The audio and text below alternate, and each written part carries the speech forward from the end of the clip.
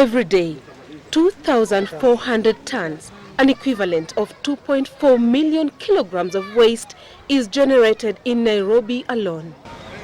All this waste ends up in Nairobi's only dump site, Dandora, where Father Wabutsa resides. Father John Wabutsa has worked with the Korogosho community for over 7 years as a church leader and a community activist. I've seen people die. They die because of the respiratory diseases or the gastrointestinal diseases. Even with authorities armed with such knowledge that the dump site poses such health hazards to residents here, no serious steps have been taken to mitigate the risks. Wabutsa alleges that the dump site is controlled by cartels and prominent people, including members of parliament, who mint millions of shillings out of the garbage. The city council is contracting their lorries because they have companies. I can say there's one politician who I can say has about 6 lorries. Every passing year, it's these cartels, he says, who are behind subsequent failed attempt to relocate the eyesore. It will be very interesting to have an audit of the weighing bridge. According to a renowned landfill expert, land shouldn't be an issue. The site is approximately 40 hectares. Right? There is enough space there to make a new landfill beside what they've already filled. The effects of this dump site are not just felt on children, but on adults too. Saidi Kanyui or Babasali, a father of 6, has worked at this dump site for over 10 years.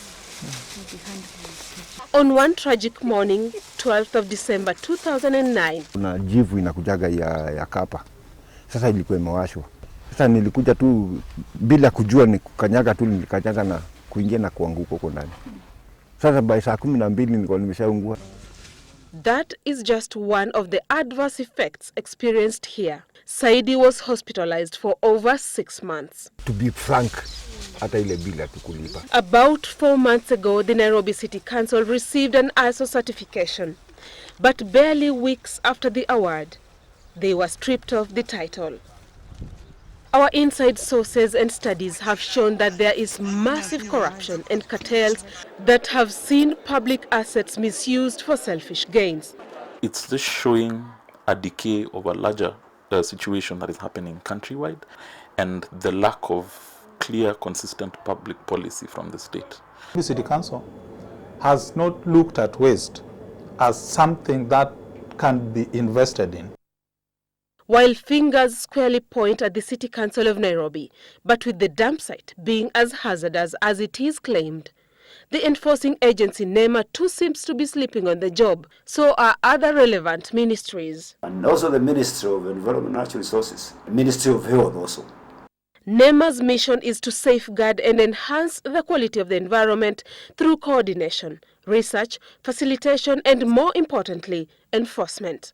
But why is it sitting back rather than forcing the City Council to find a better way to dispose of garbage? We are going to task the local authorities to come up with proper waste. If they fail, then they will be penalized under performance contracting. But the good news is that, according to environmental lawyers, the public and particularly Dandora residents can sue the relevant authorities through the new Constitution Article 42, 69 and 70. Because now the right to a clean and healthy environment is indeed a constitutional right within our Bill of Rights, any person who feels that right has been infringed can now seek enforcement of the right within the courts. You don't actually have to prove that injury has been done.